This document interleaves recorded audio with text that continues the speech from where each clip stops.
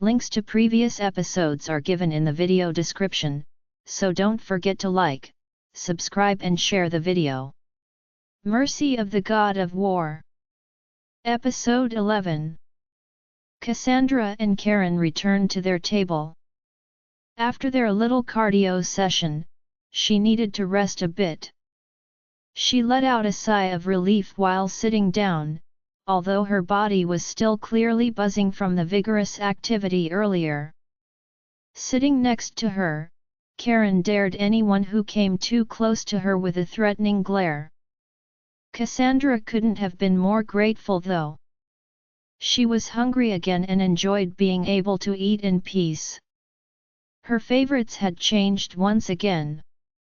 The cheese cubes she used to love now made her feel nauseous, and she was now unexpectedly craving red meat. She whispered to Karen about it when she heard a peal of familiar laughter behind her. "Ah yes, carrying a dragon's child will do that to you," said Karen while taking her seat back at the next table. She gestured for a nearby servant to come and ordered them to bring an assortment of cooked meats for Cassandra. The young concubine felt a bit strange letting Karen take care of things for her, but this was a first. She usually didn't eat red meat. She was more used to a pescatarian-like diet largely dominated by fruits and vegetables. "Don't eat raw meat though," Karen instructed. "Your stomach is still human, even if it tells you to eat like a dragon. It feels so strange. I feel like a different person." "You still have a few months to go, dear, you better get used to it. And once your son is born, prepare to feed a carnivore." Karen could eat almost as much as his dragon when he was a baby and was horribly grumpy when he was hungry. Cassandra laughed thinking of her prince's younger days. She wondered what kind of child he was, and if their son would be like him. She caressed her little baby bump. She couldn't hide it under her dresses anymore and it was only getting more obvious as the days went on. However, she didn't mind. She had developed new curves and started filling out a bit more, her hair was shinier, and her skin was glowing. She was grateful to be so well cared for though. Having to deal with her nausea and growing appetite would have been terrible if she didn't have Karen or the servants of the Diamond or Imperial Palace. "Brother." Sherian was returning with a frown and her hands on her hips. "Did you listen to that annoying minister on the war affairs? Should I have punched him for you, too?" Indeed, behind her, the poor man was on the floor with half of his face looking very, very painful and purple. No one dared to come to his aid though and all kept a careful distance from him until some servants came to help him up. "Sherian, I already told you not to make your fights too obvious, didn't I?" chided her mother. "You could have hit him somewhere less obvious, but you just had to go for the face. He should walk around like that, mother, I don't care." He was disparaging Brother's army, calling them lazy for maintaining the border and not crossing over. "Oh! You should have completely knocked him out then. He looks too fine for me." Sherian ignored her mother and turned to Karen, waiting for his answer. He didn't say anything though, not out loud anyway. Just as Cassandra was wondering what was wrong, she heard the flap of wings. "Cray!" she shouted, happy to spot the familiar black silhouette. However, the dragon didn't stop, only briefly turning its head towards her with a light familiar growl. It was obvious Cray wouldn't be able to land in this area, not without crushing a few people. The dragon extended its giant claws, causing people to run away in fear, and flew just low enough to snatch that same minister up from the ground. The man's screech was so high-pitched, people were covering their ears from the pain. Whether they had heard the fight with Sherian earlier or were too scared to ask, no one dared to comment on the incident, as the dragon flew away with its prey. Sherian smiled, looking satisfied, and helped herself to some wine. "Karen, son, what was that?" asked the emperor. "Taking out the trash, father." Several people couldn't help but laugh at the sentiment, though they were smart enough to hide it. Others were more terrified, they avoided Karen's vicinity at all costs, and their faces were white as a sheet. Meanwhile, from his throne, the emperor sighed in exasperation. "Make sure your dragons behave, will you? How can the party go on if there are no more guests?" "Dragons tend to be willful, father," said Sherian with a sneer. "Who knows, if they get too hungry they might come looking for snacks again." "Don't make us laugh, Sherian," the second prince suddenly growled. "As if he doesn't control that black dragon perfectly." Sherian didn't appreciate the prince speaking out against her and she immediately glared back at him. "How about you teach us about controlling dragons then, brother? Call yours out now, let us all see how much of a dragon tamer you are." Right as she finished saying that, a threatening growl echoed from somewhere in the palace. No matter where it was, the red dragon was clearly echoing its master's anger. Cassandra couldn't help but be concerned. What if he really called it all the way here? Wouldn't it get in a fight with Cray or injure people? Every time she had previously seen the red dragon, it was securely caged, but what if it was actually freed? The animosity between the brothers would definitely have it target Karen. She trusted Cray to respond immediately, but just as she was lost in her thoughts and worrying, Karen gently put his hand on hers. He wasn't looking at her though, he was still glaring Vrihan's way, but his thumb was gently caressing her skin, helping her calm down.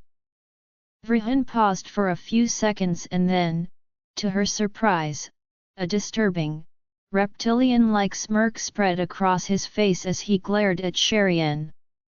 "Why would you need me to teach you anything about dragons, Sherian?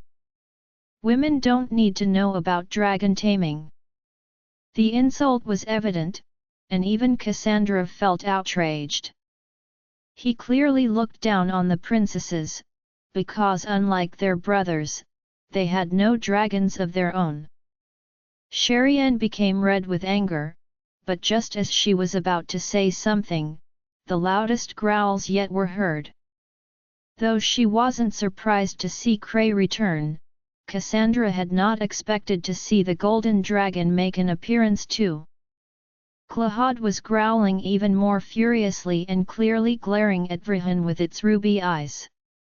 The arrival of the two biggest Imperial dragons was enough to scare a lot of guests away, many of whom, for some reason, thought the wisest place to hide would be inside the buildings. Cassandra considered differently as the walls looked like they were about to collapse under the weight of the two beasts. Even Miss Andra and Dahlia had run back towards her, both of them hiding behind her seat afraid. She couldn't blame them. She probably would have been just as terrified if the war god hadn't been holding her hand all this time. The dragon's angry growls were deafening, in line with their anger. Sherian was unfazed by the chaos going on around them and stood up, furious, while pulling her sword from its hilt. "I dare you to say that again, Vrihan. Enough." The emperor was standing up now and glaring at both of them. "Enough of your squabbling. This is the New Year celebrations. I want no fighting in front of our guests. Not tonight, Not tomorrow, not for the next few days either.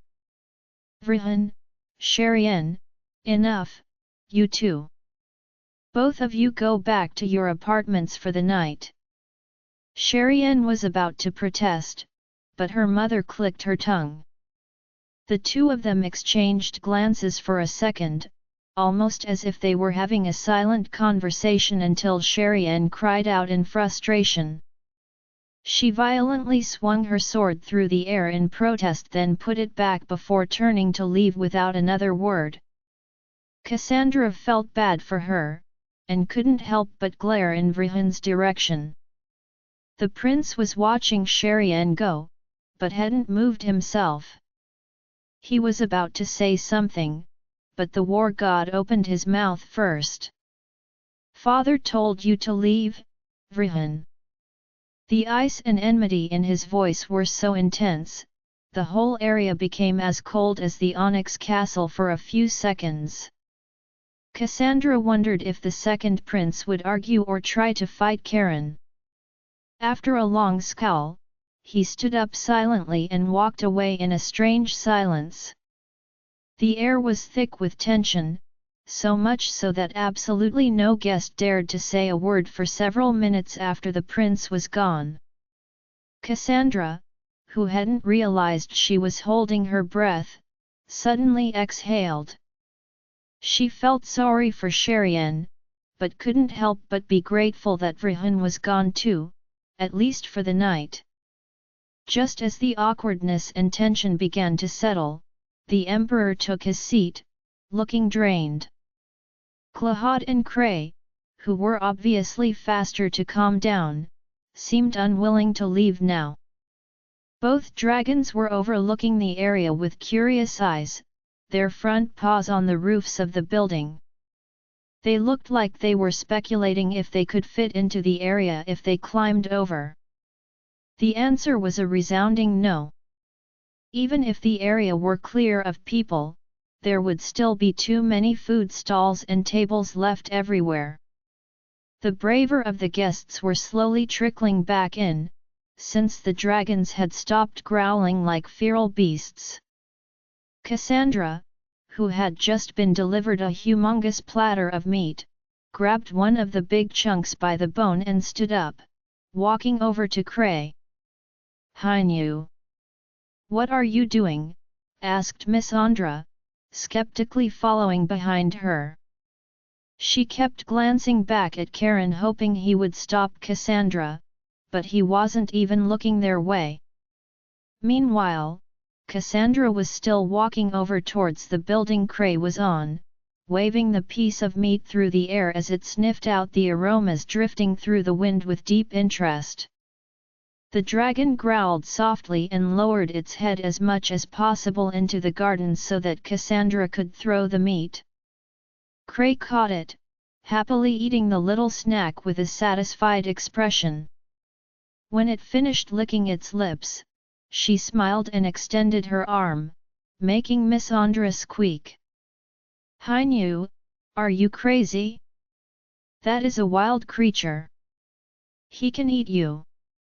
"He won't," said Cassandra with a confident smile. Indeed, Cray only touched her hand with its snout, eyes wide open, curious as to what its favorite human was playing at. Cassandra scratched the dark scales a bit before stepping back and grabbing Miss Andra with her other hand. "Oh, no, no, no," said Miss Andra, "I am not going to do this." "It's all right, he's a good boy." Miss Andra did not believe a dragon several times her size could be anything close to a good boy. However, she only half-heartedly struggled as Cassandra confidently pushed her in front, talking to the dragon. "This is my younger sister.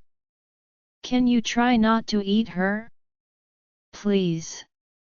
Cray was staring at both of them, sniffing with curiosity.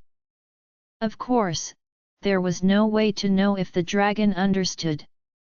It tilted its head to the side and growled a bit, making a curious impression, as if chatting with her.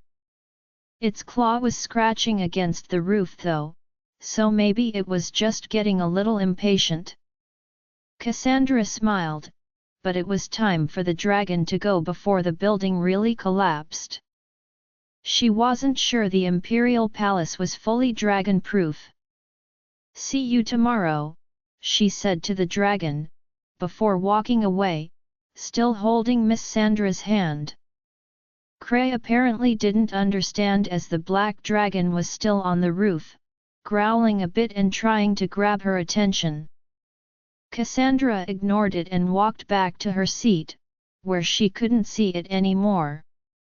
Releasing Miss Sandra's hand, she washed her other one that was full of meat juice and whatever dirt Cray had on his scales.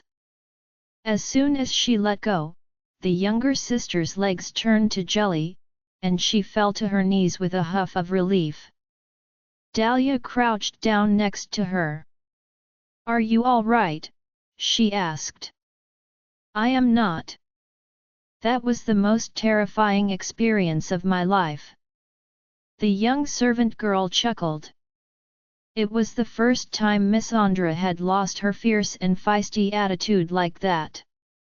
Cassandra laughed too and gave her a few minutes to regain her composure. Miss Andra kept pouting after that though, stating that her older sister had risked her life with the crazy idea of befriending a dragon.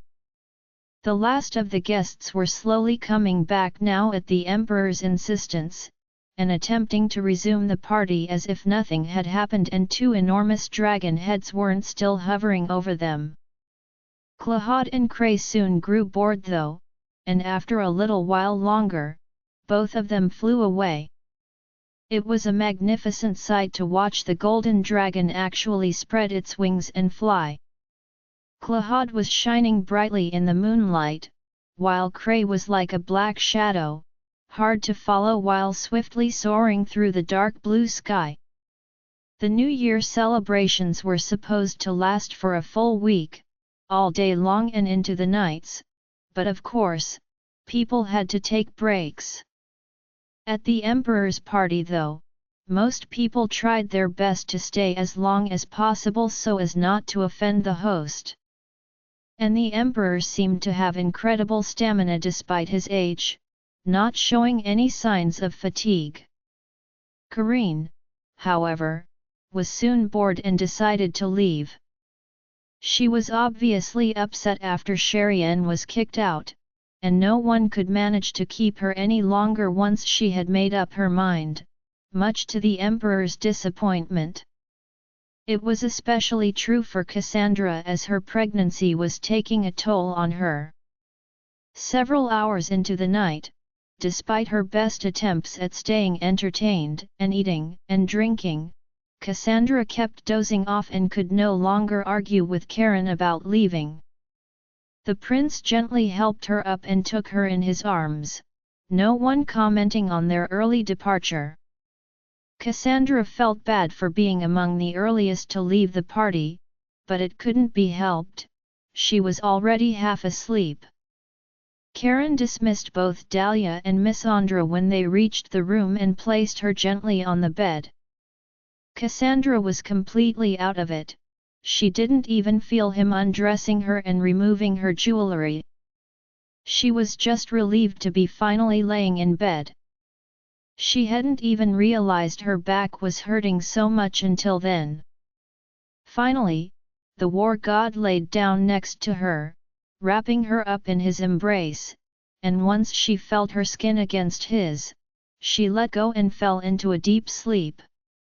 Cassandra had been utterly exhausted by the whole day.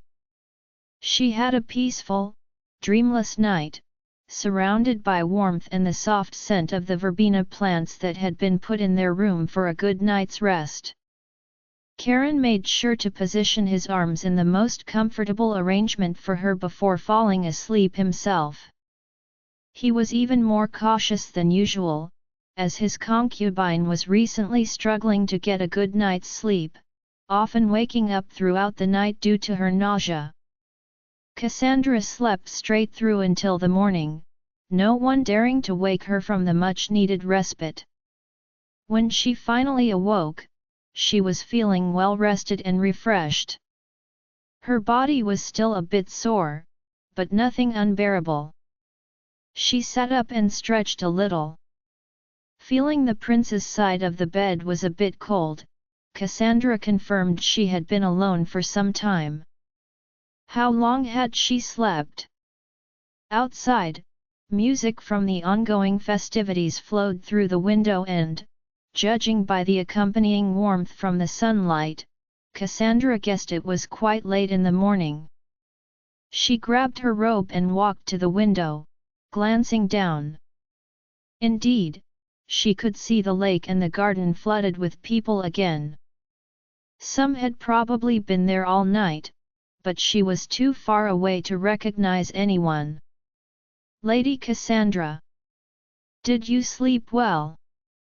Dahlia had just walked in carrying a new dress for her, while two other servant girls entered right behind her with hot water and some oils.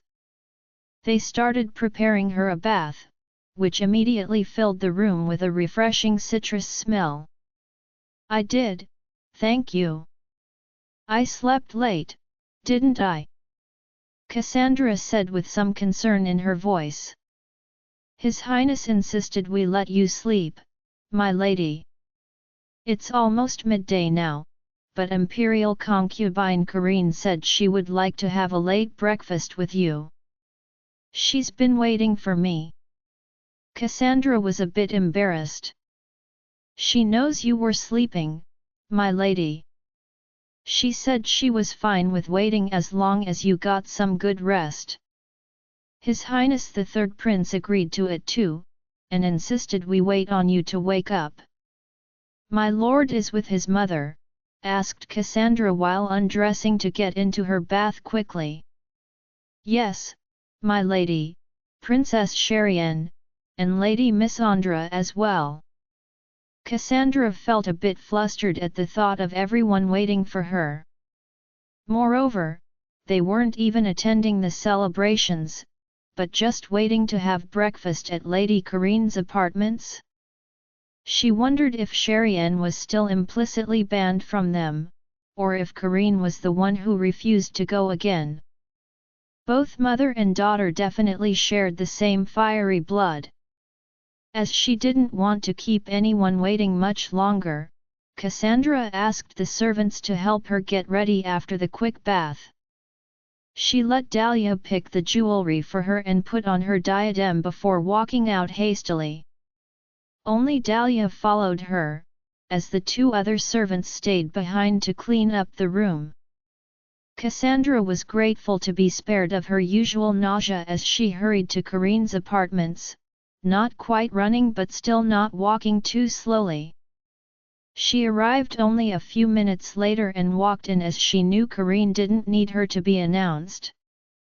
It was a large room with panels on one side that opened onto a large garden for them to admire and allow the sunshine to come in. However, unlike the warm sunlight, the atmosphere was icy inside. She walked up to the large table where Karine, Sherian, Karen, and Missandra were all seated and strangely quiet. To her surprise, the young Prince Anur was seated with them too, though he had obviously just arrived as his plate and cup were empty and clean. They all raised their heads when she entered and Cassandra noticed both Missandra and Karen were unhappy, while Karine was pointedly ignoring them, drinking her tea. Sherian rolled her eyes. Finally. Good morning, said Anur, who was apparently the only one not sulking or upset. Sorry, I'm late, muttered Cassandra, confused by what was going on. Karine stood up and walked to her, gently smiling and taking her hand. It's fine, my dear. A pregnant woman needs a good night's sleep.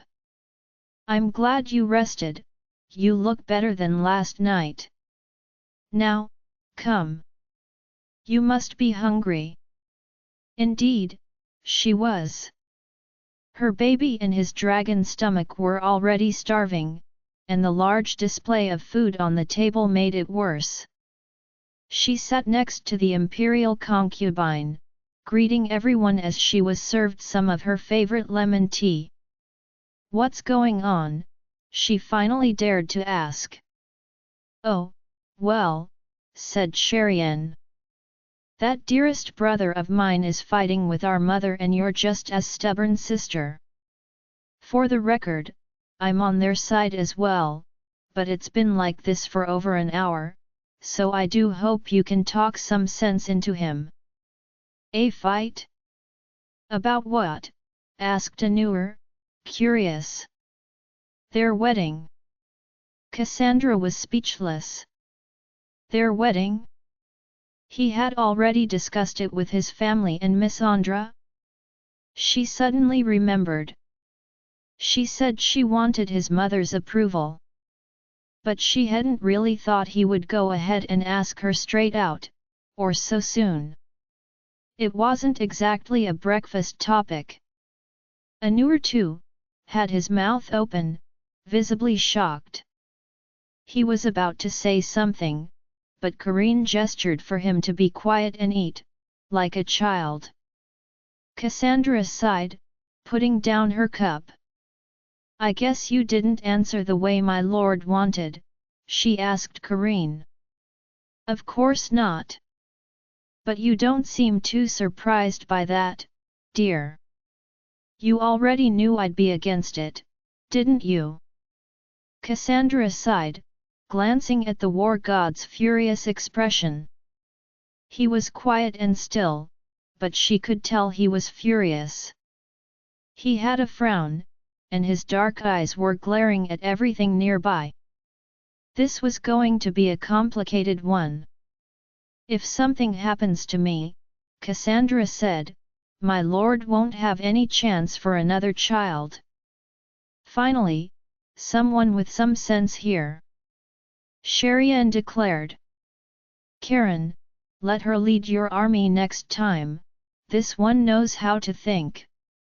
Her words were met with another deadly glare from her brother, but of course, she wasn't one to be so easily intimidated by him, crossing her arms with a proud expression. "Karen, stop being a child and listen to Cassie," said Karine. "I won't marry another woman," he growled. "We are not asking you to, you stubborn child. Just to wait until you two have several children.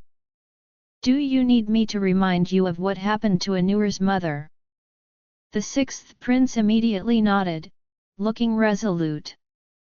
Indeed, his mother had died in childbirth. If it wasn't for Karine, he probably wouldn't even have reached his teenage years.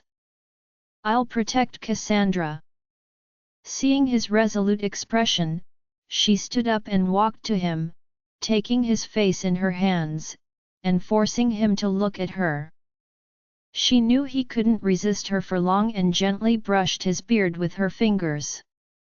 "It's not that I don't trust you to protect me," she said softly. "But anything could happen in the next 4 months. So many people are opposed to me having this baby. Even if there weren't any external threats, this is my first child. I could face complications or die while giving birth. Those things happen, even with all the medical knowledge." "Cassandra is only 18, added Karine. "She's still young and not as durable as us."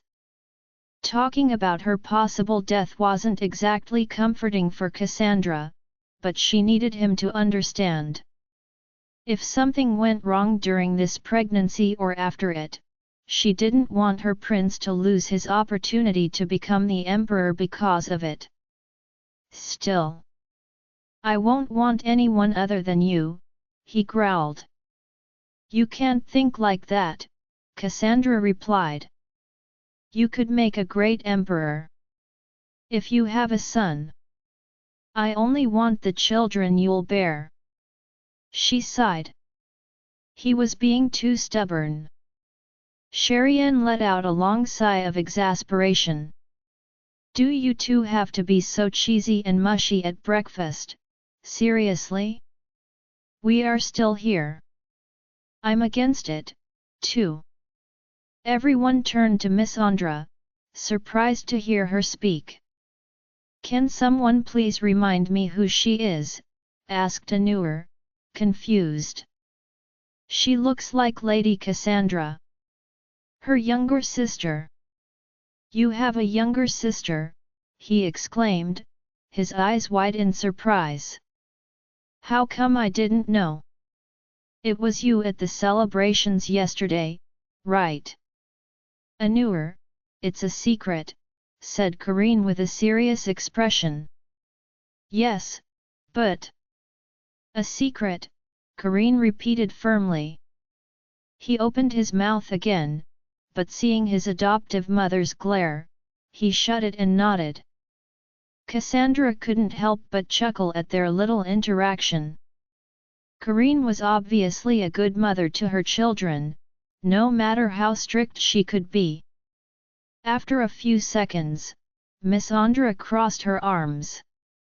I am still against it. And I don't understand your weird practices, anyway.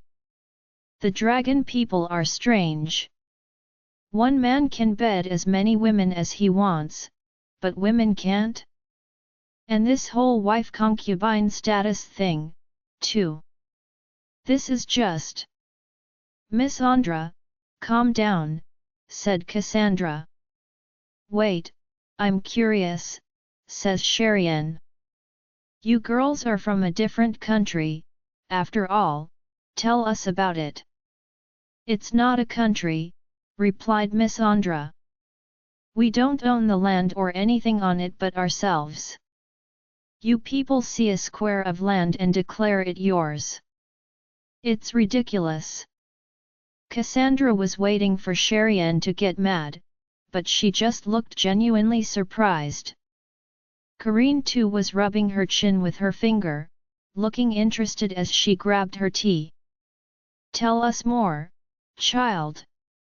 I'm curious too. None of us have ever heard about other cultures or tribes besides the Eastern Republic and the Northern Barbarians. Miss Andra seemed surprised to hear her interest and looked around, a bit perplexed. She glanced at Cassandra, unsure, but seeing her older sister give her a little nod, she proceeded to speak, blushing a bit. For once she looked her age and shyer than Cassandra. Well, I was only 7, so I don't remember too many things. But I know we only lived by the swamps, and in our shacks. Shacks? Not real houses. The soil was too uneven for stones like it is here, it would have gotten muddy and moldy in no time, explained Cassandra, who remembered it better. We used special types of wood, and grew creepers around it. Us children played all day in the rivers, catching fish, swimming and diving, Miss Andra reminisced, smiling. You were the best at catching fish, noted Cassandra with the same smile. You were the best swimmer. My sister could dive the deepest and stay the longest underwater. All the kids always followed her around and tried to imitate her. I was always so proud to be your sister. Miss Andra blushed a bit after saying that, and Cassandra was touched. Indeed, she remembered the cheeky little Miss Andra, always following right behind her, playing around and going on adventures in the swamps. She wasn't afraid to get dirty or climb high up into the mangroves. You mentioned that your mother taught you about herbs. Kareen probed. Everyone in our tribe knew all about the basic herbs. We cooked with most of them, but we also used some for hygiene, medicine, or cleaning. Most of our knowledge was based on what the elders passed down to us. They were our main resource. Our grandfather was the chief of the village, as the eldest of the adults, explained Miss Andra. Mother was the best doctor. She taught my sister a lot, and the other children who were old enough, too. You kept making everyone eat tingling leaves once you discovered their effect, chuckled Cassandra. You even put it in Papa's tea when he was nagging you. The sisters laughed at the memory, making everyone else chuckle too. Papa, repeated Karine. I noticed you two can talk in that strange language. What is it? Our mother tongue, explained Cassandra. It doesn't really have a name. Papa means grandpa. You call each other Linyu and Hainu, said Sherian. It's little sister and big sister. They can also be used to address other girls, even if they are not from the same family, as long as they are close. Interesting. How do you say husband? Asked Karen. Everyone was surprised to hear him speak. Miss Andra immediately frowned. We don't say it, she said. And we don't get married to men who take concubines. Miss Andra, sighed Cassandra. The little sister pouted, crossing her arms, visibly unhappy. Cassandra turned back to her prince. We don't really have a word for husband since we don't get married like you. We do have a union ceremony, though. Partners call each other Almien. Almien. It means who is mine, sighed Miss Andra. You can only ever do that with one person though. So lovers do this. It's not just lovers, but people who are promising to unite their lives forever. You cannot change or take another one after. Miss Andra, I think they understand, said Cassandra. Anyways, it's. Let's do that. She turned to Karen, confused. Do what? You and me, let's do that thing from your tribe. Almien. Cassandra laughed nervously. Though it was meaningful to her, their tribe's union ceremony would have absolutely no legal recognition in the Dragon Empire, it would only be something symbolic. Now he was interested in that too? That's, ahem. We did say that getting married is. Actually, interjected Sherian, you shouldn't get married yet under our country's law, but, I guess a foreign ceremony would be all right. Mother. To Cassandra's surprise, Karine seemed to actually be considering it. Were they serious? The Imperial concubine took a couple of minutes to reflect on the option before nodding in approval and grabbing a biscuit. Sherian is right. If my son is going to be stubborn about this, I suppose a little ceremony would be fine, as long as it's kept secret. We have yet to hear what this whole ceremony entails though. Cassandra was speechless. Really? It would be like a secret wedding, but would hold a deeper meaning for them. She turned to her prince, a bit baffled. Do you really want to do this? It would have no legal bearing here. It would have meaning to you, right? Asked the prince. Of course. It was one of my tribe's most sacred rituals. Then I want to do it. Would a secret ceremony really be enough for Karen? While they couldn't get married in the Dragon Empire until her son was born, would this make them feel more secure about their future? For now, there were too many things that could throw off the balance. One of the biggest being that the heir to the throne was still yet to be named and, while he had limited interest in succeeding his father, Karen was obviously the best fit. Sephir would also be a good choice, but Vrihan would make things go from bad to worse. There needed to be some security in their future before they could plan for it. So they just couldn't marry legally. For now, Cassandra had to side with Karine and Cherienne on this one. It was a bit selfish of her, but she would rather stay the war god's favorite than be his wife right now, for her own safety. She didn't want him to have another concubine, but she also couldn't predict what was going to happen with so much uncertainty about the future of the empire. "Cassandra dear, don't overthink it too much," said Karine. "My children are clearly very stubborn. If this is enough for my son to hold on to, until an actual wedding is possible, and if you're fine with it, let's just go ahead with it." "Mother, you're just thrilled to organize something like this behind father's back, aren't you?" mused Cherienne. "What are you talking about? I don't need that old man's permission, regardless. And anyway, we are organizing this secret ceremony, aren't we?" "Cassandra, dear, what does it involve exactly?" "Hi nu," protested Miss Andra. "Are you sure?" Cassandra sighed and stood up. "Can I have a minute with my sister?" she asked. Karine nodded. "Of course, dear." Cassandra took her sister by the hand and guided her out to the garden. It was large enough where they could walk to the opposite side and be far enough away so that the others couldn't eavesdrop, even with their enhanced hearing. Once she felt they were an acceptable distance, Cassandra gently released Miss Sandra's hand and faced her. "Miss Andra, I understand your doubts, but—" "No, you don't understand. Hi nu. We only just found each other.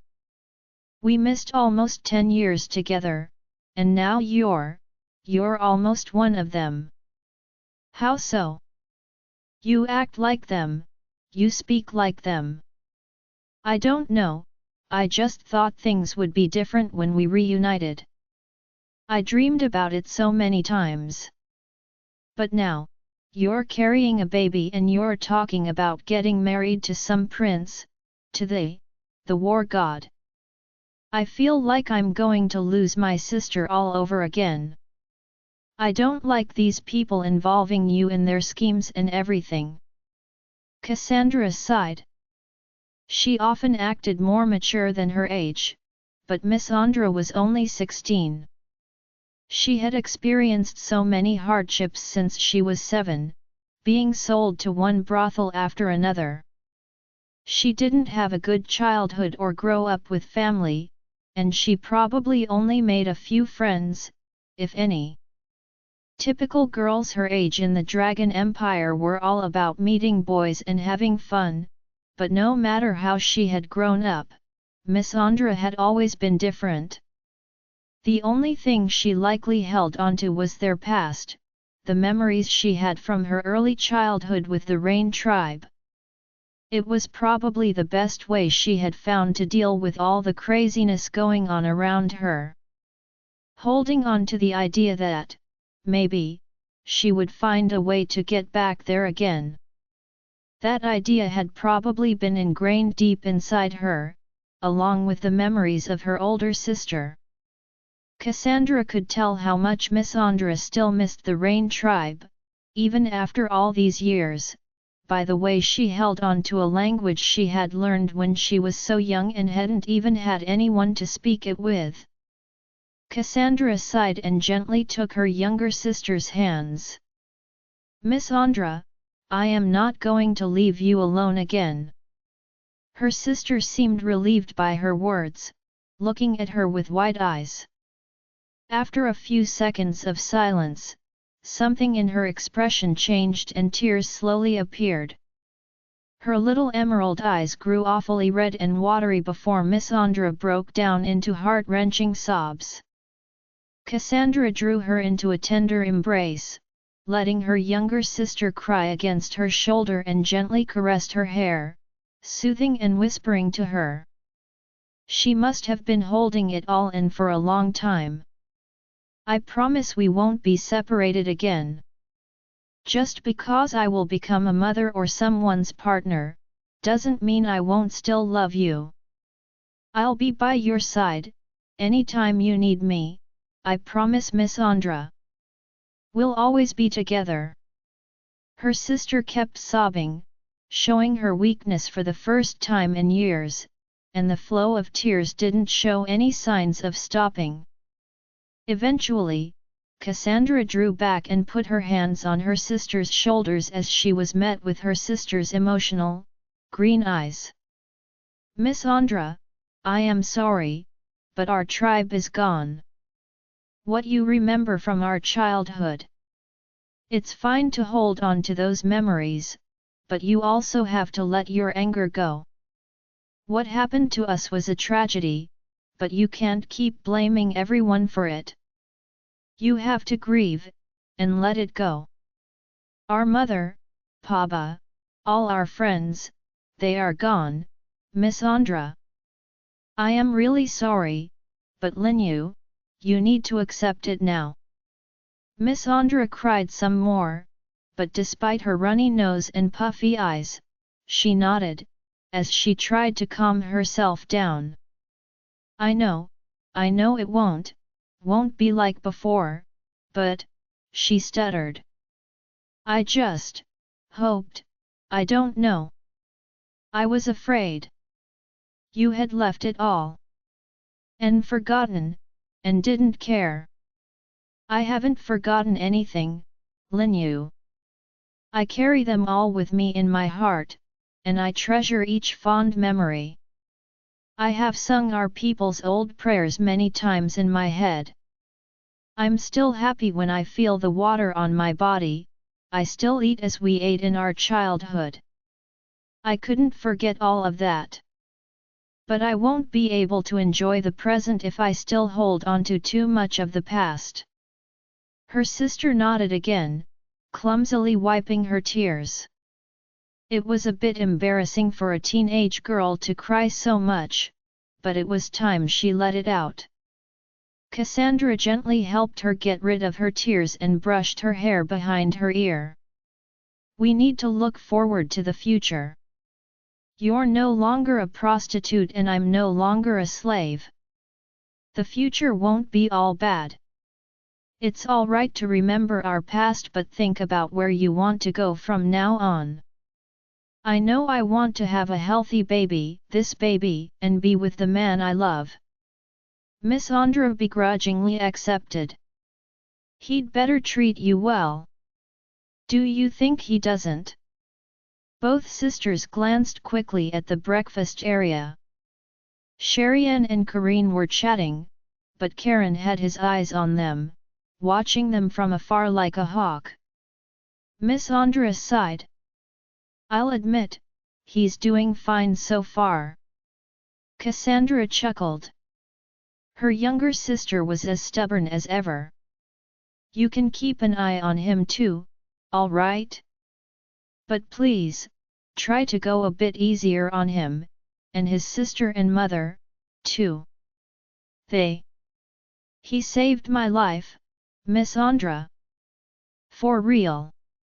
And since I met him, I'm happier than I've been in a very, very long time. I want to keep it that way, and I would be happier if you could be happy with me. Her younger sister nodded again, grabbing Cassandra's hands with a bit of a sorry expression. Hainu, I'm sorry. I should have congratulated you on your baby. But I just was too upset. I really am happy you're pregnant, though. I'm so excited for you to become a mom. You'll be an auntie, too.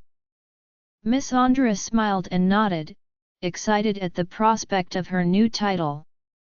I'll make sure to protect it. I mean him. It's a boy, you say?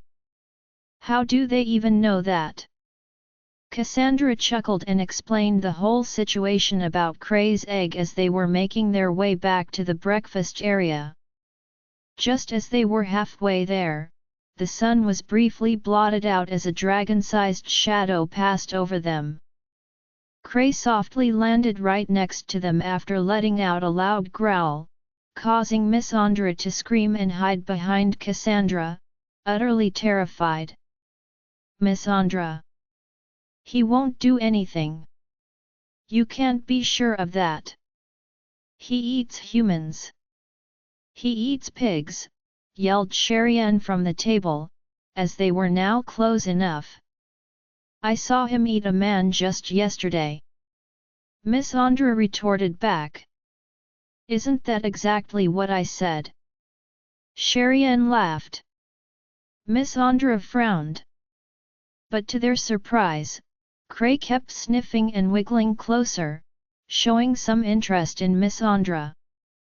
She kept hiding behind Cassandra, making a comedic scene of the dragon and her circling around the young concubine for a while. Why does he want to sniff me? She cried. He's just curious, Cassandra guessed. Here, scratch him there, he loves it.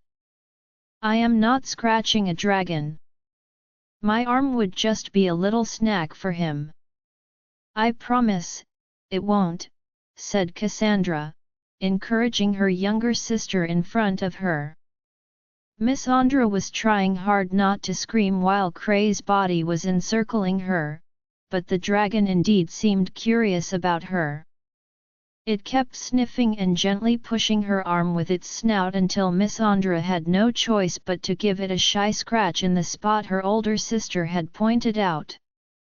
Immediately, the dragon started acting a little sprightly, growling softly and moving its head so she'd scratch more. After a minute, Miss Sandra's terrified expression softened a little. Oh, all right, I guess you might not be so dangerous after all, she said. Cassandra chuckled and left her sister and Cray to get to know each other as she walked back to the breakfast table.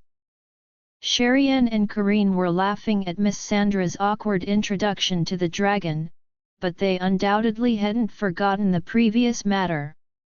So, asked Kareen with a knowing smile. All right, we can do a rain ceremony, Cassandra conceded.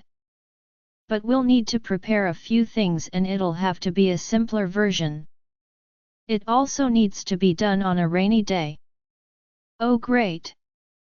The next rainy season isn't due for months here, growled Sherian. Stop fussing, her mother scolded her. We'll do this at the Diamond Palace, my city has far more rainy days. What else, darling?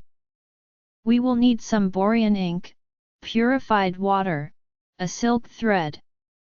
The water flowers, too. Miss Andra shouted from where she was still rubbing the scales of a very contented Cray. Yes, and we should find green outfits. Green?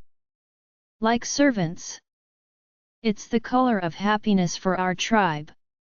We usually make traditional wedding clothes with green fabric and embroider them with prayers and symbols with a white thread, but I guess we can skip that. What are you talking about? Protested Kareen. Even if it's a secret, a ceremony is a ceremony. We will go by the book, so make a list of anything you need for your rain ceremony, and I promise this old woman will get it right on time for the next rainy day in the Diamond Palace. You'll see. They resumed breakfast after that, Kareen asking Cassandra a lot of questions about the ceremony, making sure she knew absolutely everything they'd be needing. It was obvious she was only too happy to organize all of this, and Cassandra started to suspect Sherian was right when she said her mother was happy to have something to do behind their father's back. She repeated several times that it would be her responsibility to gather everything Cassandra had mentioned so they could plan the most perfect ceremony possible once they'd be back in the Diamond Palace. They were still a few days away from that, though. The New Year celebrations had to go on. For the next few days, Cassandra felt like there was nothing to do but watch shows, eat, and sleep. She was surprised by how the guests did their best to attend as much as they could, despite being obviously tired. The concubines attended if their man attended, but anyone who had a chance to improve their status made themselves seen. However, there were very few unusual events after that. It seemed like the second prince had found his perfect excuse to not attend any more of the celebrations, while Cherienne was back. Cassandra, however, had something extra to attend to. As promised, she visited the first prince's apartments and examined him. If she wasn't an imperial physician, it would have been inappropriate for another prince's concubine to go into another prince's chambers. It was obvious no one could be suspicious of her for visiting the first prince, however. His poor health was no secret, and the emperor had personally approved of Cassandra examining him. Sadly, she had no good news for him or his worried concubines. Even after chatting quickly with Miss Andra, who was still hiding her appearance under a veil and cloak, the sisters had reached the same conclusion. She turned to the prince, who was sitting in his bed, waiting for her to speak. His Highness suffers from a chronic respiratory disease called the sickness of dust. The sickness of dust, repeated the only concubine wearing pink. Yes. It's something that makes his lungs extremely sensitive to any sort of dust, smoke, bacteria. Unfortunately, it's a birth condition that can never be fully treated. His Highness needs to be in a very clean environment, dry, and not cold. Also, you should avoid going out in the next few weeks. The next few weeks? Asked the first prince, frowning. Why? With the New Year celebrations, a lot of smoke is going to be in the air for a while. Also, the pollen will be back soon, and may make you worse. Can't you do anything about it? Asks one of the concubines. The tea you had us give him yesterday helped a lot. There are several medicinal herbs that will help improve his lungs condition. I'll write them out for you. If you feel like coughing again, you should put them into a pot and breathe them until you calm down. Just sit down and inhale until it goes away. The concubines looked disappointed, but the prince raised his hand before his women could speak. Thank you, Lady Cassandra. None of the previous imperial doctors were able to give a name to my condition or speak to me honestly about its gravity before you did. At least now I know how to do better. You're welcome, Your Highness, said Cassandra, bowing politely. I will be taking my leave now, but I will definitely come back and visit you before leaving if you'll allow me. Of course, of course. Enjoy the celebrations. With that, Cassandra turned around to leave, Dahlia and Miss Andra following closely behind her. She let out a little sigh. She felt sorry for the first prince. There truly was no cure for his condition, none that she knew of. He would have to live with it his whole life. If he took her recommendation seriously, he could at least potentially avoid any life-threatening crisis, but even her medicinal herbs had their limits. I wish I could do so much better here, sighed Cassandra as they were about to walk out of the first prince's apartments. There is such limited knowledge about the properties of plants. The doctors here are rip-offs, said Miss Andra. I sold my unguents to the girls for much cheaper and with better effects. Why don't you continue? Asked Cassandra. What? You wanted to make a living for yourself, didn't you? Why did you sell tea instead of medicine? Miss Andra sighed, shaking her head with a little smile. Hainu, you overestimate me. I don't have your knowledge or your patience. I wouldn't treat people, I would just fight with them continuously. With tea, people can just come, order what they need, and leave. With medicine, people while arguing, tell you you're wrong and women know nothing about it. The only customers I ever had were prostitutes who knew me well. But even when I did start to sell, I had some concurrence, you know. Those jerks of retailers just don't like competition, they made a fuss so I would stop. Cassandra stopped and turned around, surprising both of the girls behind her who almost ran into her.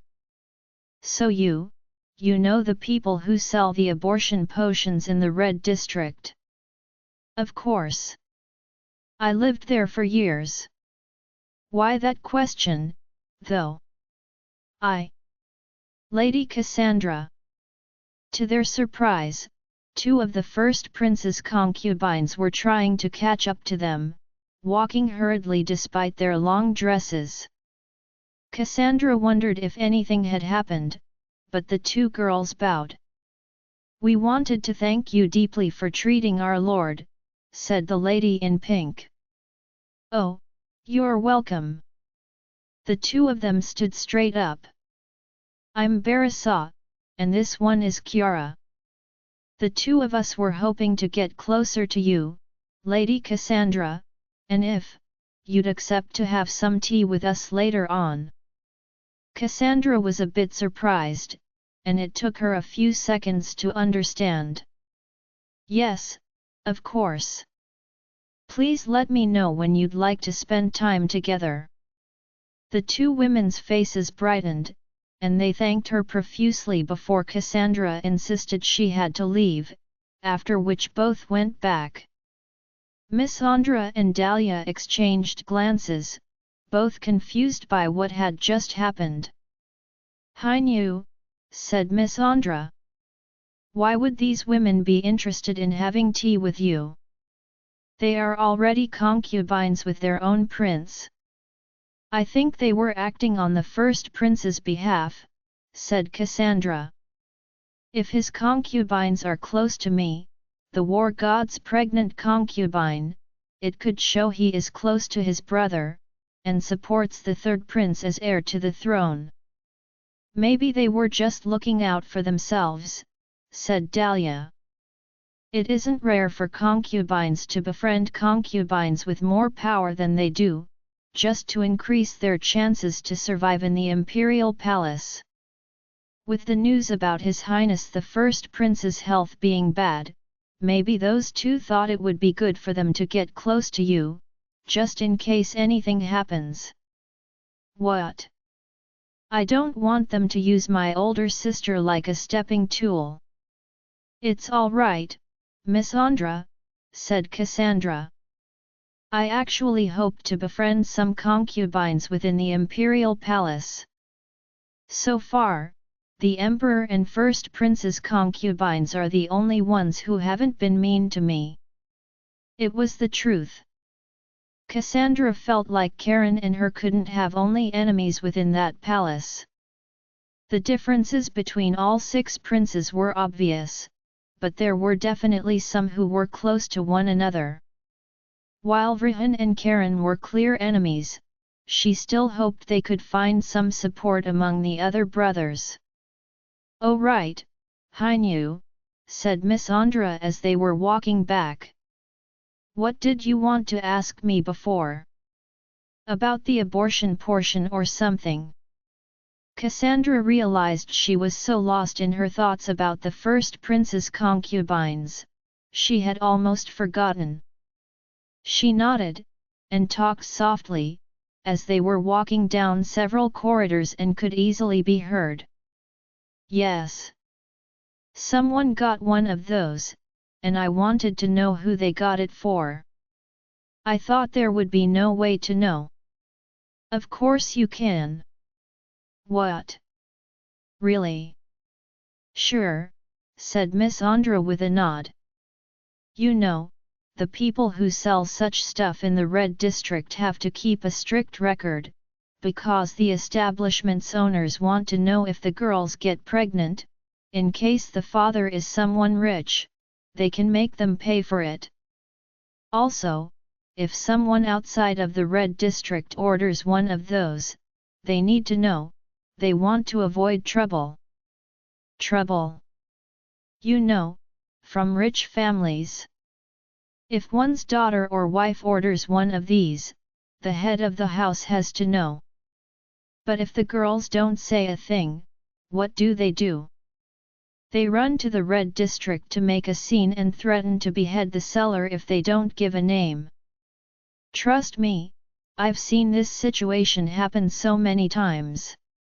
Any wise shop owner keeps their buyers list as tidy as they can. Cassandra was speechless. She didn't expect her sister would be able to help them in such a way. However, Miss Andra seemed sure about what she was saying. So, who was it? Cassandra explained to her the whole situation as they were going back to her apartments, her younger sister nodding and frowning all this time. Once they reached Cassandra's new private garden, she knew about the whole situation. I see. Of course, I could find out. The only problem is I risk my life if I go back there, though. Could you go with Princess Sherian? Miss Andra frowned. I don't know if I could endure her for so long. She sighed. Can you let me send a few letters, actually? I still have friends there. They could definitely ask for me, and I wouldn't have to leave the palace. Of course. I think my lord has ink and parchments in our bedroom, though he never uses it. All right, I'll go and borrow it then. Miss Andra left the garden like that, leaving Cassandra with Dahlia, who looked a bit upset, watching Miss Andra go. Cassandra was a bit surprised. What was wrong between Dahlia and her sister? They had barely met. She took a few leaves she needed for the first prince's decoction, watching her young female servant. Dahlia. Yes, Lady Cassandra. Do you perhaps not like my sister? Dahlia immediately blushed, looking down in embarrassment. It's nothing like that, my lady. I don't hold any hard feelings against your younger sister, really. I'm a bit jealous of her. Jealous? Cassandra was perplexed. Was it because she had taken her younger sister as a servant? It seemed like a rather foolish issue for Dahlia to be jealous of, though. Jealous of Miss Andra? Why? Dahlia blushed a bit more, looking down on the basket she was holding for the leaves, blushing. It's that. Princess Sherian seems very interested in Lady Miss Andra, and I like Princess Sherian very much. Cassandra was completely caught off guard. So that's what it was. She had almost forgotten Dahlia said she liked someone in the Imperial Palace. But of all people, it was Lady Sherian. Cassandra was completely caught off guard. She hadn't expected that. Really? I know it's shameless of me to be thinking about one of the royal princesses in such a way. I've always admired her since I was a little servant. Lady Sherian is such a strong-willed woman, and she knows how to fight, too. I swear I am fine with admiring her secretly. It's just. I was a bit surprised by how quickly she seemed to like Lady Miss Andra. It was rare for Dahlia to open up with her feelings like this. Cassandra felt a bit bad, as since she had found Miss Andra, she hadn't paid too much attention to Dahlia. She chuckled and took her hand gently. "It's fine, Dahlia. I wish you'd be more open with me like this. I'm glad I have you as a friend here." "A friend? Lady Cassandra, do you really think of a lowly servant like me as a friend?" Cassandra was taken aback. Not because of Dahlia's reaction, but because her words echoed her own, not too long ago. A lowly servant, or a lowly slave? It was something she would say often about herself, notably when her prince tried to get his feelings across to her. Now that she was thinking about it, their relationship had been so awkward and unprecedented from the start. Back when she was sitting against that throne, with some of his fur cloak covering her, she would have never guessed the position she would be standing in today. "Dahlia, don't call yourself that. You are no lowly servant. You are a servant, and my friend, if you'll accept." The young woman's eyes immediately got filled with tears, and she bowed profusely. "Thank you, madam. I'll treasure our friendship." Cassandra still felt like this was a bit different from what a friend should say, but she understood Dahlia's long years of service in the Imperial Palace prevented her from saying what she wanted, or changing her habits in a few days. It would most likely be a gradual change. Self-confidence couldn't be built in a few days after years of serving others. "About Miss Andra and Cherienne," said Cassandra. "You know, I don't think they see each other in a romantic way. My younger sister is a bit stubborn, and I think Princess Cherienne just enjoys watching her because she is entertaining. She rarely sees someone of a lower rank rebel like Miss Andra does. Princess Cherienne is someone who enjoys strong characters, but from what I have seen, her lovers are more submissive types." Cassandra felt a bit shy talking about Cherienne's tastes, but after all, she had seen it firsthand. Their first meeting had left quite a strong impression on her, not necessarily in a good way. However, since then, she had learned to understand Cherienne a bit better. The princess was stubborn and hated when someone resisted her. She enjoyed mostly teasing people she liked, like her brothers. And lastly, she had very low standards of decency. "I see," said Dahlia, blushing a bit more. "I don't think my younger sister would be interested at all, either," added Cassandra with a sigh. "They bicker non-stop. Plus, though neither of them look like it, Miss Andra is half Cherienne's age." Indeed, sometimes, Cassandra wished her younger sister wouldn't act so defiant when she was just a 16-year-old girl. Miss Andra had grown too mature and stubborn, but if it wasn't for Cassandra, she wouldn't have survived in the Imperial Palace with such behavior. "I feel a bit bad for being jealous," said Dahlia. "I'm already well aware that Princess Cherienne has taken many lovers. The servants talk, you know. I know she likes to play around, but somehow, since Lady Miss Andra was different from them all, I just got a bit worried. I guess it can't be helped. We feel jealous when someone gets close to our loved one. Is it the same for you, my lady?" Cassandra nodded. They were slowly tending to all of her plants, as Cassandra didn't really feel like going to the celebrations yet. Moreover, her prince was busy at the moment, and she didn't want to go there without him. So, she was just taking her time, taking care of her garden, and collecting some leaves in the basket Dahlia carried for the first prince's decoction. Yes. I guess one can never feel at ease, she sighed. You should. His Highness the Third Prince obviously only has eyes for you. Cassandra chuckled, picking another flower. Thank you, Dahlia. However, Cassandra felt somewhat awkward discussing her personal feelings with someone else. It was part of her personality. She was still incredibly shy about her own relationships.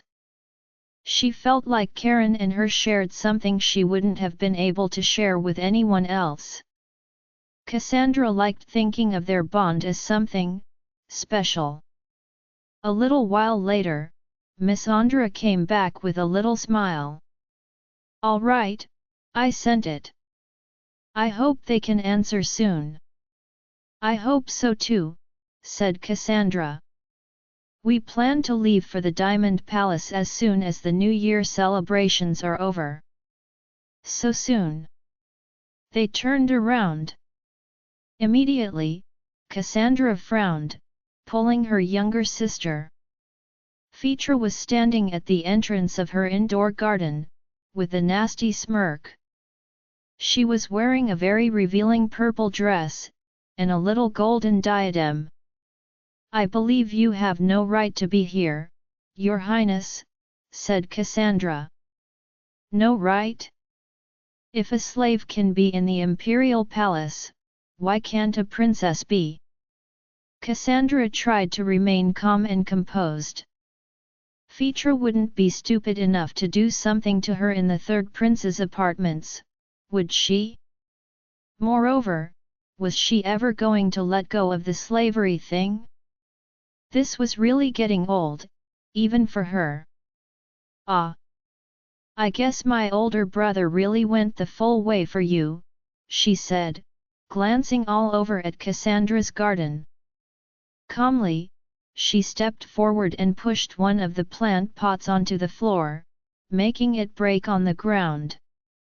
Cassandra clenched her fist. There really was no end to that woman's childishness. Have you just come to mess around, Princess Fetra? She asked. Well, I was bored. And hearing that you didn't have your usual pet around, I couldn't help but come and visit. She stepped forward, breaking yet another 2 pots. Please stop, yelled Dahlia. Those plants are important to my lady. Shut up, servant, retorted Fetra, crashing another pot onto the floor. I wonder if His Highness the Second Prince knows of your presence here, said Cassandra. Fetra froze. Cassandra had hoped her brother's name would somewhat make her react, and she was right. She had noticed long ago how Vrihan was cold to everyone, including his concubines and sisters. Fetra probably only had a very limited amount of trust and liberty from him, too. Moreover, from what she had witnessed, the second prince hated confronting Karen or Sherian directly. He had abandoned one of his concubines to her death because she had acted on her own with that snake. Though he probably wouldn't want his sister dead, he certainly wouldn't see her actions in a good light either. Any time Fetra had stirred up trouble or fought with Sherian, the second prince had stayed out of it, leaving Fetra in her own mess. Don't you dare talk about my brother, growled Fetra. Cassandra was scared of her, but not to the point she would step back and let Fetra act however she wanted. Not in her garden, and especially since this part of the palace was part of Karen's apartments. Half-siblings or not, she knew no princess or prince who wasn't Karen's child was allowed here. These are my prince's apartments and my garden. Please go back, said Cassandra. Don't you give me orders, either. You know what? Actually, this gives me an opportunity. I could have your head for acting up and thinking you can order an imperial princess around. I am His Highness the War God's concubine, retorted Cassandra in the coldest voice she could. Don't think your threats can intimidate me any longer, Princess Fetra. The Emperor. Oh? You want to go and cry to my father now, said Fetra. She took the diadem she had on her head and threw it to Cassandra's feet with a smirk. See? I have dozens of those. Do you think you're special because my father gifted you one? Don't you realize? Concubines like you are replaceable. Do you think wearing a pink dress makes you even remotely close to an imperial princess? You're wrong. You're a lowborn, good for nothing. Good for nothing, repeated Cassandra. I think you keep misunderstanding something. I am an imperial physician. I contribute to this empire's well-being. One of those pots you just knocked over contained a plant to heal the first prince's cough. Shall I tell His Highness Prince Zephyr that I can't heal him now? Because Princess Fetra came over to act up in my herbal medicine garden. Fetra got red, staring at the mess at her feet, and glancing at Cassandra, unsure. You're lying. The first plant was Blue Limonia, a plant to improve blood flow, suddenly said Miss Andra. The second one was Demonese Heelbora, a plant that whitens any fabric, and can be used as makeup. The third one is Wild Chlorian, its flowers produce a perfume that helps clear the lungs' impurities. You're a princess and you don't even know this much. While Fetra, in awe, looked down at her feet, Cassandra turned to her sister. Linyu, stay out of this, said Cassandra in their mother tongue. As if I'd stay put and watch this snake woman insult my sister, replied Miss Andra, annoyed. How dare you talk to me, you low servant, yelled Fetra, sounding very pissed off. This low servant is more educated than Her Highness, Miss Andra shouted back. Next time you can think about that before you come and destroy someone else's precious medicinal herbs on a whim. I want that servant's head, yelled Fetra, furious. I will kill you, now. She took out a little dagger, furious, and started walking towards them. Cassandra was totally panicked. She was no fighter, and anyway, none of them could injure a member of the imperial family without being punished or worse, executed. Cray couldn't enter the garden, and Karen was busy elsewhere. She pulled Miss Andra and Dahlia behind her, hoping Fetra wouldn't dare attack her, a pregnant concubine. As she kept stepping forward, Cassandra reacted by reflex. She took one of the buckets at her feet and threw its content to Fetra's face. It was full of dirty water, one she had prepared with fertilizer for the plants. As soon as the water hit her face, Fetra stopped and screamed horribly. She tried to wipe the dirt off of her face, and in this short time, Cassandra slapped her hand for her to let go of her dagger. The blade fell, and Miss Andra immediately took it away, dropping it in one of the fountains. You, hissed Fetra, having managed to wipe some off her face. She lifted her hand to slap Cassandra, but the young concubine wasn't going to stand still. She was scary when she had a weapon, but without it, Fetra was nothing but a woman who was about Cassandra's size, and certainly didn't have any fighter's reflexes or speed. In a hand movement, Cassandra pushed her hand away. It was still a bit painful as Fetra slapped the back of her hand, but it was better than taking a slap in the face and doing nothing. As her move had been blocked by Cassandra, the princess looked even angrier, pointing a finger at her. "You're dead. You're as good as dead. You won't get away with this," she screamed as she stormed off. A few seconds after she was gone, Cassandra let out a long sigh of relief and fell down on her knees. Both Dahlia and Miss Andra jumped to her side, worried. "Hinu. My lady, are you unwell?" "It's fine. I just got a bit too agitated. I didn't think she'd go away." "Lady Cassandra, we will be in trouble." "Lady Miss Andra, you shouldn't have gotten involved.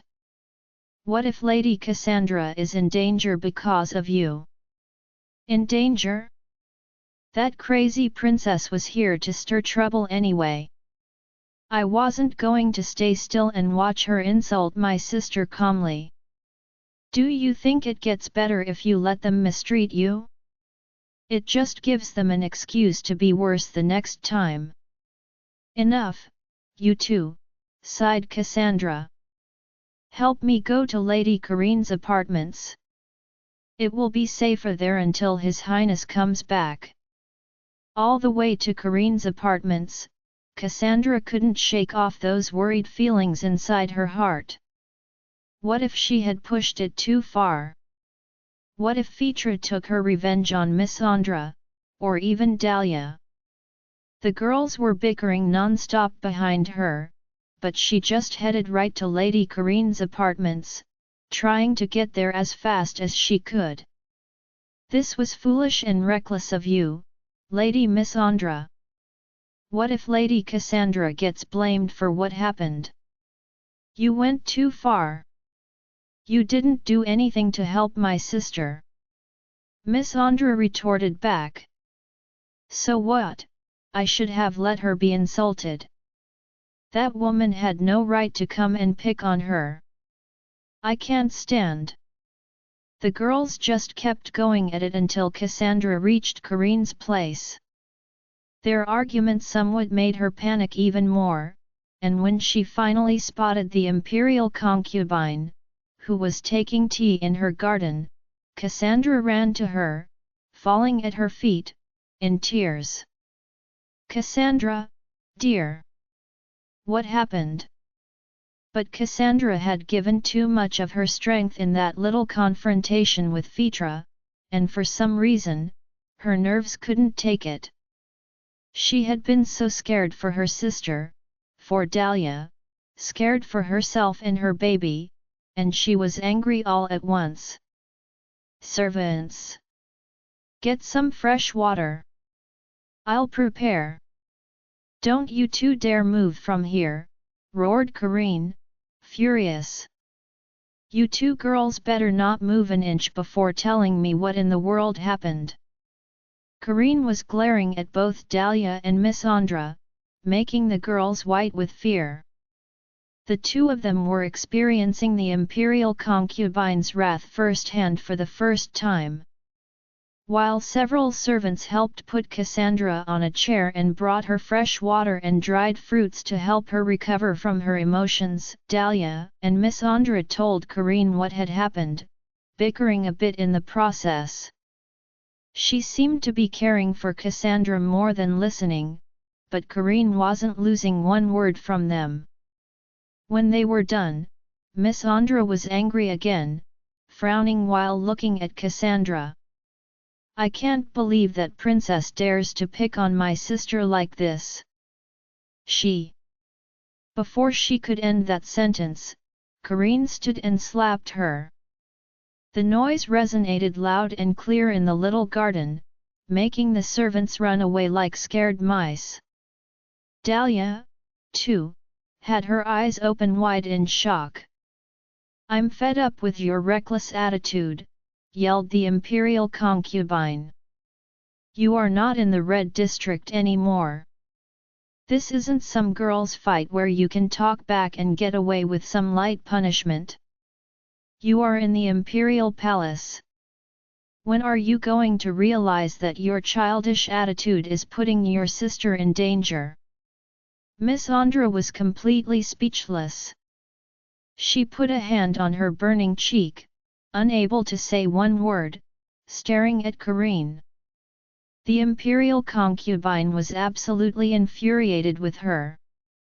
You can't be stupid enough to provoke an Imperial princess and think you'll get away with it. Your sister has done her best to survive so far. You're here for 2 days and you piss off an Imperial princess. Do you think everyone here will let you get away with it, as my children do? Karen and Cherian are only putting up with your attitude because of their love for Cassandra. But that princess is the one who came. Yes, she did, and you should have left it for Cassandra to handle. If you hadn't provoked her, Fetra wouldn't have dared to pull out a weapon in my son's apartments. Now you put a target on your back, and there is no guarantee we will be able to save you. Do you think it was smart to retort back if you lose your head for it? This isn't a child's game. Stop acting like a brat and thinking you'll always get away with that attitude. Whether you like it or not, this is a dragon's den. Our palace, our rules. Stop trying to apply your logic here, before you get all of us and your sister killed. Miss Andra was on the verge of tears, now, and took a few steps back before running away, crying. Karine gestured for a few servants to follow her, making sure she didn't leave her apartments. She sighed, sitting back by Cassandra's side. I didn't say anything until now, Cassandra, but that sister of yours needed to hear it sooner or later. No, I'm the one who should be sorry, sighed Cassandra. I should have been harsher with her earlier. You just found your long-lost sister. It can't be helped that you didn't want to scold her too much. I hate having to fight with my children, too.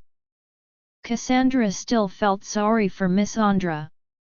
Somehow, she regretted forcing her younger sister to come to the Imperial Palace when she wasn't prepared for it. She couldn't stop worrying. What if Fetra really managed to kill Miss Andra? She would never forgive herself. Do you think Fetra will?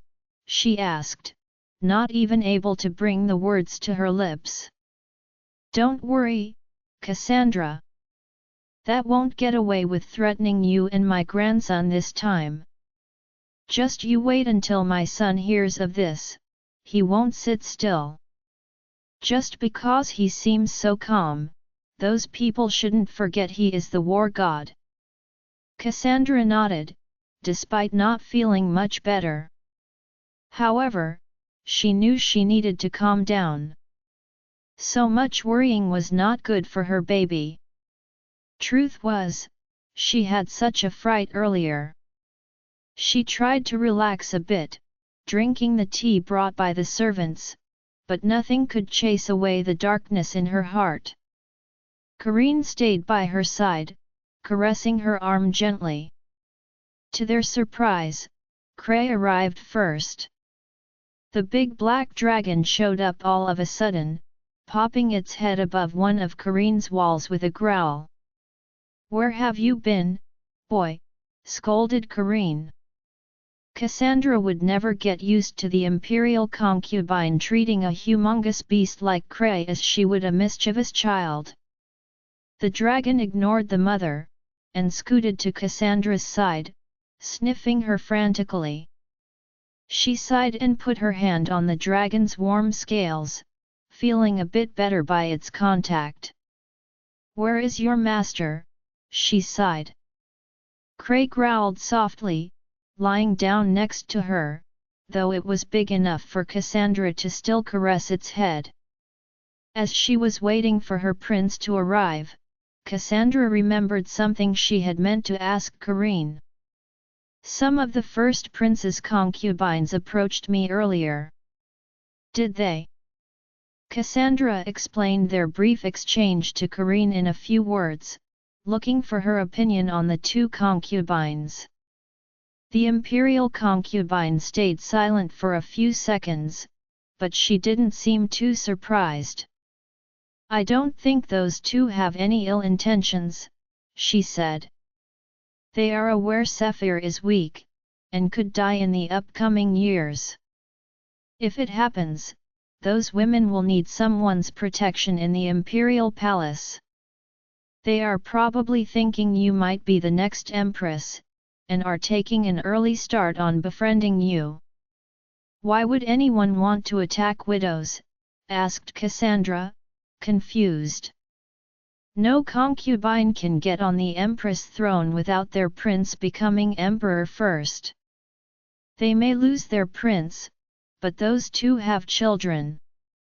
When a new emperor gets on the throne, he often gets rid of the potential competition, as much and as fast as he can. That includes his brother's male descendants. Those women are probably hoping you'll watch out for their children if anything happens." Cassandra hadn't thought of things that way. Karen's nephews were also potential rivals.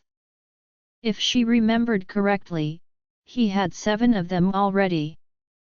Prince Zephyr had 1 son and 2 daughters so far, but he could still have more. Those concubines were probably seeking her protection, just in case. However, Cassandra doubted Karen himself would take any action against the children unless he had a good reason to. Cassandra realized she had never seen any of the prince's children. Were they all staying with their mothers, out of harm's way? Maybe in different locations than the Imperial Palace? She knew she wouldn't want her son here unless she had no choice. It was too dangerous for a young heir. Just like her son, Karen's nephews probably each had young dragons, too. "How many dragons are there in total?" asked Cassandra. She had just realized, not only did the young princes have dragons, but also, like Srai, some dragons had probably outlived their masters as well. Corinne seemed hesitant. "As far as I know, about 20. There are only 7 adult dragons, that I know of for sure, but the old schmuck might be hiding more." Cassandra realized Corinne was right. The Emperor could have kept some of his dead brother's dragons, or some of his nephews. No wonder the Dragon Empire was so strong compared to other countries. Not only do they have dragons, but their enemies couldn't even know how many there really were. She wondered if all the rumors she had heard about the army of dragons were true. Cassandra couldn't help but think it would be a truly beautiful sight to see all 7 flying together. "Cassandra!" She sat up at the prince's call. Karen came in like a storm, headed right her way, looking half worried, half furious. Sherian was behind him, but Cassandra only got a quick glimpse of her. Her prince immediately grabbed her in his arms, carrying her like she weighed nothing once again. "Are you injured?" he asked while scanning her all over. No, I'm fine, I just got a bit of a fright." "That sister knows when to get her in trouble," said Corinne. In a few words, Cassandra tried to explain what had happened, from the moment Fetra had appeared in her garden. At each sentence, the war god's eyes darkened scaringly. Cassandra was worried he would get mad at Miss Andra, while she thought Corinne had already scolded and scared her enough. "So," said Corinne. "What are you going to do now?" "Fetra needs a lesson," hissed Sherian. "A real one." "Wait," Miss Andra provoked her, said Cassandra. "What if she gets punished?" "Actually," said Corinne, your sister could use some punishment." Right after that, she walked off, leaving the siblings and Cassandra alone in the garden. She was worried. "I know I shouldn't have let Miss Andra provoke Fetra," she said. "But I just couldn't stop my sister, and things got out of hand so fast." "Don't worry," whispered her prince. "You don't have to apologize. I shouldn't have left you alone." Cassandra could have argued she wasn't alone, but in that case, it probably wasn't what he actually meant. Karen seemed relieved to see her fine, as he kept gently caressing her, refusing to let go of her for 1 second. After another minute, Karine suddenly returned, followed by Dahlia and Miss Andra. The younger sister looked deeply sorry, looking down and with her eyes all red and puffy. It broke Cassandra's heart to see Miss Andra in such a state, but she couldn't do anything at that point. She had no choice but to let the Imperial family deal with it. "Let's go," said Karen. "What? I am not going," suddenly claimed Miss Andra. "You said this woman would have me dead." "Miss Andra, enough." It was the first time Cassandra got mad at her or even raised her voice. The younger sister was speechless. However, she saw in Cassandra's green, angry eyes that this time, she wouldn't idly sit by and let her act however she wanted. Miss Andra finally understood. She had gone too far, and she couldn't oppose her sister or anyone there. She nodded, defeated. To Cassandra's surprise, Karen carried her out, and even refused to let her walk by herself as they left the Imperial concubine's apartments. "I'm fine," she said, trying to convince him.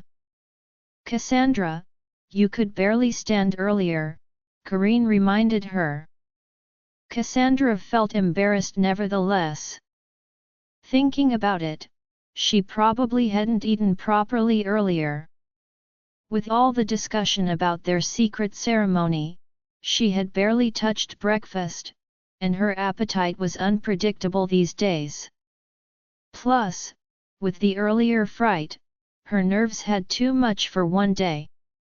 Karen was getting more protective of Cassandra any time something happened. His eyes had a murderous glare since Fetra had been mentioned earlier. Their little group, including Miss Andra, Dahlia, and some of Karine's servants, walked quickly through the palace towards the Imperial chamber. Seeing Karine, Karen, and Sherian all together was a way to make any servant turn around and leave as quickly as possible. For a while, Cassandra thought they were going towards the garden where the New Year celebrations were still being held, but she soon realized she was wrong. Their group was heading to the inner part of the palace, where the emperor gathered all the ministers, generals, and scholars to officiate and discuss the country's future. Despite the ongoing event, the upper ranks probably still had to work and make sure everything in the country was going smoothly. Once they arrived, Karen finally put Cassandra down, letting her stand by his side, and brutally opened the large gold doors. Everyone inside the room jumped in shock, and all eyes converged their way. There were at least 50 people inside, all men. All of them looked shocked to see the war god making such a brutal appearance, and their glances went back and forth to the emperor and his son, trying to figure how bad this situation could turn out to be. The emperor probably had his mouth open the widest of them all. His eyes went to Karen, Sherian, Karine, Cassandra, and Karen again, as his son was leading the group. "Son, what is?" However, the war god made his way towards the men gathered, and without warning, grabbed one of them by the collar. Cassandra recognized, a bit late, the second Prince Vrihan, struggling to get away from his younger brother's grip. The strength difference was painfully obvious. Karen held him by the collar, at arm's length, well above the floor. Despite his pitiful attempts, Vrihan didn't manage to make him move one bit. "Where is your sister?" roared Karen. Even Cassandra had never seen him that furious. As if to support his master, Cray made an appearance with a terrible growl, making the whole building shake. The terrified scholars went white, as the black-scaled head appeared above, in the usual open roof. The Emperor had absolutely no control over the situation. His eyes went from Karine to her son, again, and he tried to step forward, looking unsure. "Karen, son, what is?" "I said, bring out your sister." "Let me go," hissed Vrihan. "Your sister? Now?" He didn't even need to ask precisely which one he was talking about. With an annoyed look, Vrihan gestured for two servants to run out of the room. Meanwhile, Cray was trying to get inside, the growling getting louder and louder. The room wasn't exactly too small for the beast, but the opening definitely wasn't made for a dragon to squeeze through. It could only get one front paw inside, and with just that, the closest wall was dangerously scratched. The Emperor slammed his hand against his throne. "Karen, enough! Put your brother down this instant. I'll put that vermin down as soon as I get his sister." Everyone was shocked. No one ever opposed one of the Emperor's orders, but apparently, that rule did not apply to the war god. Karen's wrath was blindly aimed at Vrihan and his sister, enough to completely oversee his father's authority. The Emperor, maybe, didn't seem as surprised or angry as he could have been. Putting his hands on his hips, he turned to Karine and Sherian, who had been patiently waiting to the side. "May I know what this ruckus is for?" "Karine, dearest, I'm glad to see you, but..." "Oh, don't worry, you'll soon be very aware of the situation, dear." Apparently, Karine's cold smile and use of a pet name were enough to have the Emperor blush and distract him completely from the current situation. Cassandra wondered exactly how much influence the Imperial concubine could have on him. A short while later, the servants returned, looking a bit embarrassed and bowing. "Her Highness Princess Fetra refuses to come, Your Highness." The Emperor rolled his eyes, annoyed. Meanwhile, Karen's grip on Vrihan's throat, who was already getting red from being held like a rag doll, got tighter. "Your sister better change her mind quickly, or I swear you'll pay in her stead." "Tell Fetra to come here immediately," yelled the Emperor. "Since when does she dare ignore us?" The servants left again. Cassandra was speechless. The Emperor had taken things personally, already? He sighed, and waved his hand, dismissing most of the high-ranked officials immediately. The little crowd was only too happy to leave, as Cray had been raining some graded marble on their heads for a little while already. None of them wanted to stay in the area when the war god was that angry, either. As the time started to get longer and neither Fetra or the servants were coming, Sherian took her sword out. "Shall I go get her myself, brother?" "Sherian, enough! Put that thing away, you know I hate when you use weapons inside." "And will someone finally explain what is going on here, by the great dragon? It appears, dear, that your seventh daughter thinks she can threaten the war god's favorite, an imperial physician, and get away with it by not coming here," slowly explained Karine. The Emperor immediately frowned, his eyes switching from Karine to Cassandra, who was standing next to her. His face turned red. What? What is Fetra thinking? Someone go get her. Right now. Of course, the second prince had already sent 2 servants prior, but 2 more Imperial servants swiftly left the room. If Fetra didn't come after all that. While waiting, Karine even ordered a chair to be brought for Cassandra, insisting she shouldn't stand for too long. She took one for herself, actually, installing herself like a queen in the middle of the palace. How have you been, dearest?" asked the Emperor. Cassandra was still amazed to see a man his age blush so much when addressing Lady Karine. The Imperial concubine nodded and wiped off some invisible dust from her dress. "I have been fine, aside from the children's endless bickering." "I know, right? So tiring, so tiring. It would be better if their father monitored them more closely." After that, the Emperor's mouth closed, looking a bit contrite. Cassandra couldn't help but feel a bit sorry for him. Karine really didn't cut him any slack. Finally, the servants returned, but they were followed by Fetra's furious screams.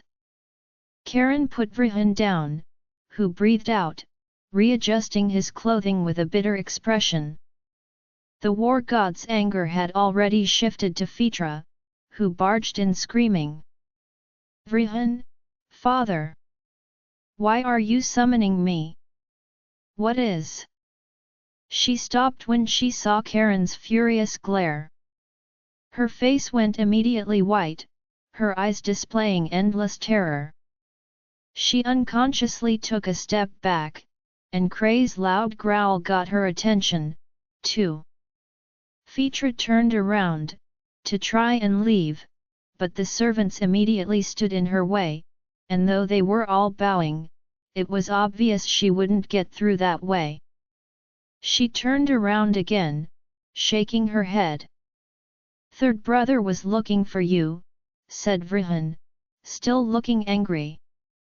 Cassandra realized he was angry at his sister as well. He probably didn't like getting involved and having to face Karen. However, something felt wrong with Fetra, too. Unlike her revealing dress from earlier, she was covered in a purple shawl, covering her body and even a bit of her face. Cassandra wondered why she had put that thing on. I only. Karen wasn't going to show any patience with her. He walked the distance that separated them and grabbed her throat, just like he had her brother earlier, making her squeal like a pig. She panicked immediately, trying to free herself and screaming like crazy. Join our Facebook and WhatsApp group for more updates, link is given in description. Rest audiobook will be continued in next episode.